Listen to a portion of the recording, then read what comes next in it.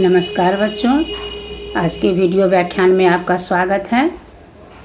आज मैं हिंदी व्याकरण में पद परिचय बता रही हूँ। तो आइए देखते हैं पद परिचय के लेखन विधि, पद परिचय कैसे लिखना है, इसका पूरा अंक कैसे लेना है, इस वीडियो के द्वारा आप समझ सकेंगे। मान लीजिए आपका नाम यश है और आप अपने विद्यालय में गए हो, तो कोई आपसे आपका परिचय पूछेगा तो आप बताएंगे मेरा नाम यश है, मैं 10वीं कक्षा में पढ़ता हूँ और मेरा घर पटना में है। तो ये हुआ आपका परिचय। तो जिस प्रकार हम सबका अपना परिचय होता है, उसी प्रकार एक वाक्य में जितने भी पद होते हैं उनका भी अपना परिचय होता है। इस तरह वाक्य में आए पदों का विस्तृत व्याकरणिक परिचय देना ही पद परिचय कहलाता है। तो आइए सबसे पहले हम जानेंगे शब्द और पद क्या है।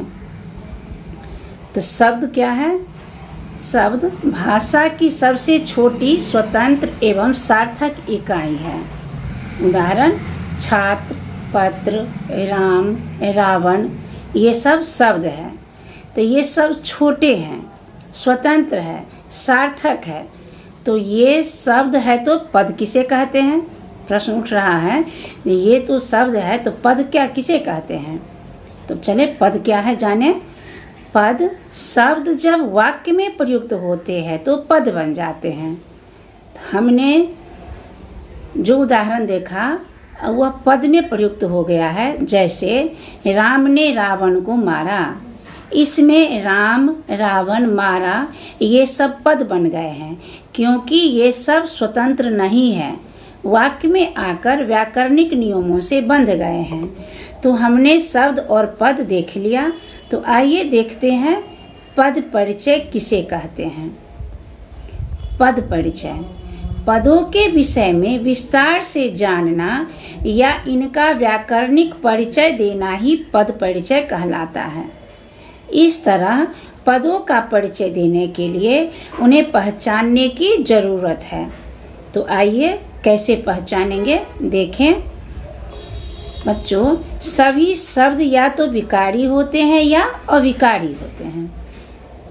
तो जिन शब्दों पदों के स्वरूप में लिंग, वचन, कारक आदि के कारण परिवर्तन हो उसे विकारी शब्द कहते हैं, और जिन शब्दों के स्वरूप में लिंग, वचन, कारक आदि के कारण परिवर्तन नहीं हो उसे अविकारी या अव्यय शब्द कहते हैं।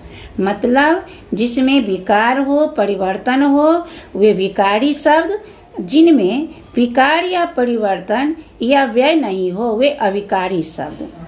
तो बच्चों, प्रयोग के आधार पर शब्द के 8 भेद होते हैं। तो ये 8 भेद में कौन कौन से विकारी और कौन कौन से अविकारी है देखते हैं। विकारी और अविकारी शब्द संज्ञा, सर्वनाम, विशेषण, क्रिया ये विकारी हैं। क्रिया विशेषण संबंध बोधक, समुच्चय बोधक और विस्मयादि बोधक अविकारी शब्द हैं। मतलब शब्द के 8 भेद में 4 विकारी और 4 अविकारी हैं। अब बच्चों ध्यान देने योग्य बातें जो हम पहचानेंगे कैसे। तो यदि संज्ञा पद का परिचय देना हो तो उसका लिंग, भेद, वचन, कारक तथा क्रिया से उसका संबंध बताया जाता है। यदि सर्वनाम पद का परिचय देना हो तो उसका भेद, पुरुष, लिंग, वचन, कारक तथा क्रिया से उसका संबंध बताया जाता है। यदि विशेषण पद का परिचय देना हो तो उसका भेद, लिंग, वचन तथा उसका विशेष बताया जाता है। तो बच्चों, यदि क्रिया पद का परिचय देना हो तो उसका लिंग, भेद, वचन, पुरुष, धातुकाल, वाच्य, कर्ता तथा उसका कर्म बताया जाता है। यदि क्रिया विशेषण पद का परिचय देना हो तो उसका भेद तथा जिस क्रिया की विशेषता बताई जा गई हो उसका उल्लेख किया जाता है। यदि समुच्चय बोधक पद का परिचय देना हो तो उसका भेद तथा उसके द्वारा जोड़े गए शब्दों या वाक्यांशों का वाक्यों का उल्लेख किया जाता है। यदि संबंध बोधक पद का परिचय देना हो तो उसका भेद तथा उससे संबंधित संज्ञा या सर्वनामों का उल्लेख किया जाता है। यदि विस्मयादि बोधक पद का परिचय देना हो तो उसका भेद तथा उसके द्वारा प्रकट किए जा रहे भाव का उल्लेख किया जाता है। तो बच्चों उदाहरण देखें ध्यान से और समझ में आ जाएगा। बच्चों रंगीन शब्द का पद परिचय दें। स्क्रीन पर है, इसमें रंगीन शब्द का पद परिचय दें।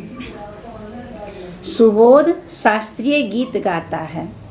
तो इस वाक्य में आया सुबोध एक व्यक्ति का नाम है, इसलिए वह व्यक्तिवाचक संज्ञा है। पुल्लिंग एक वचन है, यह वाक्य में करने वाला कर्ता कारक है।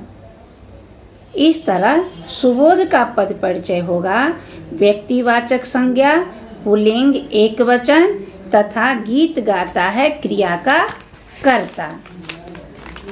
उदाहरण, फिर दूसरा उदाहरण देखें। रंगीन शब्द का पद परिचय दीजिए। वह मैदान में गेंद खेल रहा है। उदाहरण ध्यान से देखें। इस वाक्य में वह शब्द पुरुषवाचक सर्वनाम पुल्लिंग एक वचन है। वह पद वाक्य में कार्य को करने वाला तथा कर्ता कारक है। तो इस तरह वह शब्द का पद परिचय होगा पुरुषवाचक सर्वनाम, पुल्लिंग एक वचन तथा खेल रहा है क्रिया का कर्ता। रंगीन शब्द का पद परिचय दीजिए। शिल्पी बहुत सुंदर लड़की है। इस वाक्य में आया सुंदर विशेषण है। तो जो शिल्पी की विशेषता बता रहा है वह स्त्रीलिंग है और इसका वचन एक वचन है। तो इस तरह सुंदर का पद परिचय होगा गुणवाचक विशेषण, स्त्रीलिंग, एक वचन तथा विशेष शिल्पी। दूसरा उदाहरण, रंगीन शब्द का पद परिचय दीजिए। गीता दौड़ रही थी। इस वाक्य में आया दौड़ रही क्रिया अकर्मक क्रिया, एक वचन और स्त्रीलिंग है और यह कर्तृवाच्य में है। इस तरह दौड़ रही थी का पद परिचय होगा अकर्मक क्रिया, स्त्रीलिंग, एक वचन, अपूर्ण भूतकाल, कर्तृवाच्य। रंगीन शब्द का पद परिचय दीजिए। रेलगाड़ी अचानक ही प्लेटफॉर्म पर आ गई।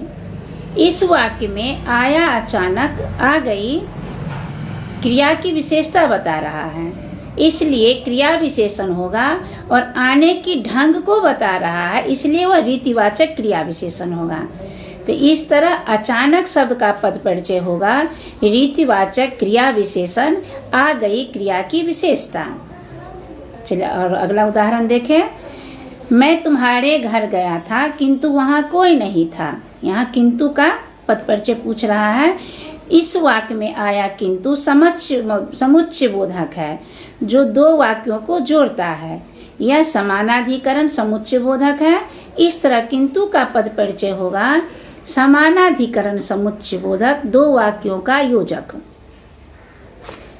चलिए और दूसरा उदाहरण देखें।